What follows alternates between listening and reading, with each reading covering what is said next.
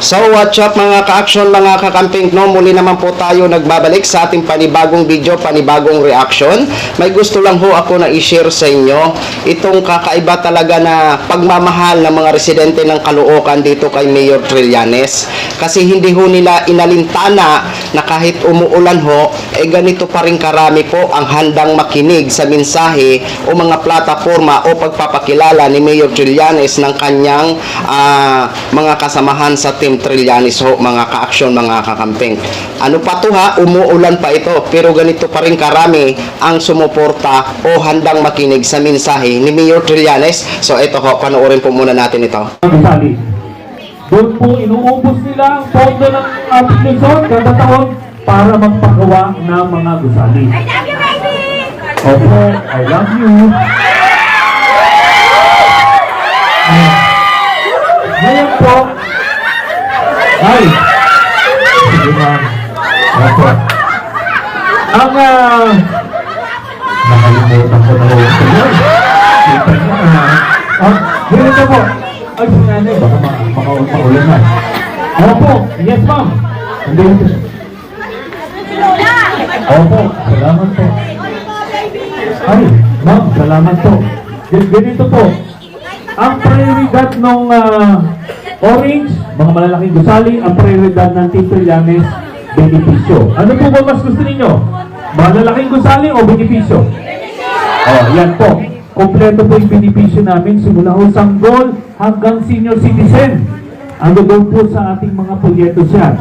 Ang patikim lang ho, doon sa senior citizen, dalawa po yung programa namin sa inyo. Yung una po, yung inyong birthday gift, ay gagawin na natin 1,000 piso. Diba? Pangalawa, ito yung mas magandang programa natin para sa senior citizen. Bawat senior citizen po ng Caloocan, bibigyan po natin ng 500 piso buwan-buwan. Ayan, ako. At yan po, marami yung nagugulat, pero alam niyo po ba na sa buong Metro Manila, Caloocan lang po, walang ganyan. Lahat ng senior citizen sa buong Metro Manila, merong regular na benepisyo, Caloocan lang po ang wala. Kaya kung Team Trillanes na po ang pipiliin ninyo, makakaasa kayo, makakahabol na ang ating mga senior citizen at mga estudyante, mga kabataan at lahat. Kaya ito po, pwede po ba na ang Barangay 23 ay Team Trillanes? 23, 24, 25, 26? O pwede po ba Team Trillanes sa po tayo? Okay. Ngayon po, kung Team Trillanes po tayo, kailangan po buo kami. Pwede po ba na, kasi para po mabilis ang pagbabago natin. Opo, pwede po? Okay. Ang ating Vice Mayor PJ Malonzo. Yan. O, kilala niyo po si Vice Mayor PJ Malonzo. Nagservisyo siya ng tapat. Maraming nagawa dito sa ating lungsod. Pero po, noong nakaraang eleksyon, ang mas pinili po ng Caloocan ay yung Vice Mayor na Orange. Meron po ba tayo na pala sa Vice Mayor na Orange? Kahit man lang ho ba na bisita rin sa inyo at nagpasalamat? Sa inyo na po nang galing yan. Sinubukan ninyo na nakaraang eleksyon, pero hindi na nagservisyo, hindi pa nagpakita. Kaya sana naman po hindi na makaulit yung Vice Mayor na Orange. Pwede po?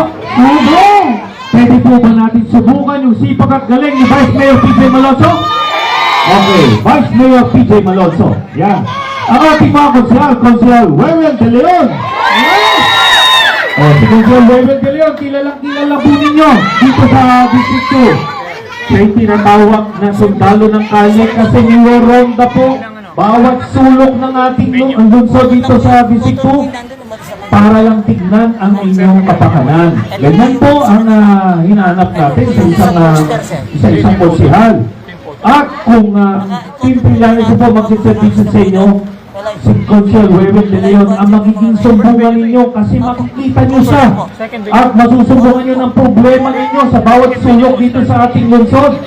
Kaya kailangan po natin ibalik sa Konsehal Wewel De Leon si Konsehal Mayan Mercado. Si Konsehal Mayan Mercado po, kahit wala pa siya sa konseho, marami nyo natutulungan. nagbibigay siya ng libreng serbisyo medikal, libreng gamot, libreng salamin, at iba pa. Ganyan po ang katangian na hinahanap natin sa isang konsehal, yung matulungin at may malasakit sa kapwa. Pero bukod pa riyan si Konsehal Maing Mercado ang mangangasiwa ng kalusugan dito sa ating lungsod. Aayusin ang ating ospital, lalagyan ng sapat ng gamot, gamit, doktor, nurse, at gagawin po nating libre ang serbisyo sa ating ospital. Tututukan din po ni Konsehal Maing Mercado ang pagpatayo ng dialysis center dito sa ating lungsod para sasagutin na po ng City Hall ang pagpadialysis. Kaya kailangan po natin Konsehal Maing Mercado. Ma'am, ano na po dyan? Dito po. Ay, ma'am. Yes, ma'am. At ang ating bunso, si Konsehal Jefferson Paspi. Si Konsehal Jefferson Paspi po, napakagaling po sa computer. Kailangan po natin yung galing niya kasi papagawa, i-computerize po natin ang buong City Hall para mabilis po ang serbisyo hindi na mano-mano. Di ba? Bukod pa riyan, magaling na ekonomista si Konsehal Jefferson Paspi, kaya malaking tulong sa pag-unlad ng ating lungsod. At siya rin po ang mga ngasiwa ng edukasyon at mga kabataan para maganda ang nilang kinabukasan. Kaya kailangan po natin Konsehal Jefferson Paspi. Ito po, importante po ito. Kasi karamihan po ng mga botante natin dito sa ating lungsod, binabaliwala po ang pagpili ng mga konsehal. Di ba? Ginagawa natin, pinipili lang natin yung mayor, vice mayor, bakante na yung mga konsehal. O kaya, kung sino na lang yung maalala natin na pamilyar na pangalan, na apelyido. Pero ngayon po, importante yung pagpili ng mga konsehal kasi yung mga konsehal ng Team Trillanes ang gagawa ng mga ordinansa na magbibigay po ng benepisyo sa senior citizen, sa manggagawa, sa estudyante, sa mga kabataan. Sila yung magpapababa ng amilyar, sila yung magpapababa ng buwis, magpapagaan ng buhay natin din sa ating lungsod. Hindi po yan gagawin ng mga orange. Maniwala po kayo. At ito po ang katibayan. Meron po ba kayo naalala ng ordinansa na ginawa ng mga orange na nagbenepisyo kayo? Wala. Pero may papaalala ko sa inyo na ginawa ng mga orange na nagpabigat ng buhay dito sa ating lungsod. Sila po nagpataas ng buwis, sila nagpataas ng amilyar, at dahil dyan nagtaasan ng presyo ng bilihin sa mga tindahan at sa mga palengke. Naramdaman niyo po ba yun? Nakita niyo po, binoto ninyo noong nakaraang eleksyon, pero imbis na pagproteksyonan ng inyong interest, sila pa yung nagpabigat ng buhay natin. Kaya sana naman po hindi na makuulit yung mga orange, pwede po? Pwede po bang straight na lang tayo na Team Trillanes? Okay. So, handa na po ba tayo sa pagbabago? Pwede na ba natin ibaon sa limot ang mga orange? Ano ba ipapalit natin? Maraming salamat po sa inyo sa muli natin pagkikita. Mabuhay po kayo lahat. Maraming salamat po, Team Trillanes! Huwag natin kalilimutan, number 15 sa Balota, Konsehal Jefferson Paspi! number 13 sa Balota, Konsehal Dr. Maing Mercado! number 9 sa Balota, Konsehal Romel Galeon!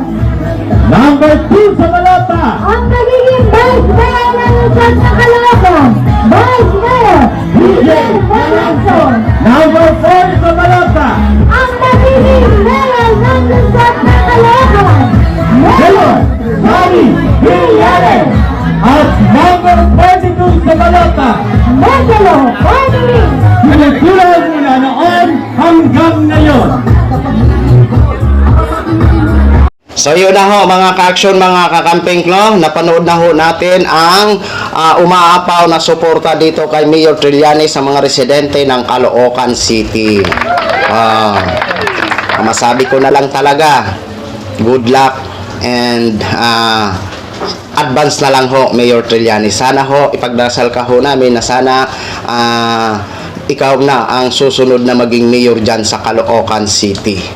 Kaya partida po yan ha, umuulan pa yan mga ka-action. Paano na lang kung walang kung hindi umuulan, 'di ba? Kanina lang ho yan, live po yan ang pinapanood ko po sa inyo, 'di ba? Kaya talaga pag taong bayan na talaga ang may gusto, wala na ho talagang magagawa. Di ba? Eh, alam naman ho natin na napakaganda ho ng kanyang mga plataforma o mga pangarap niya para sa Caloocan City.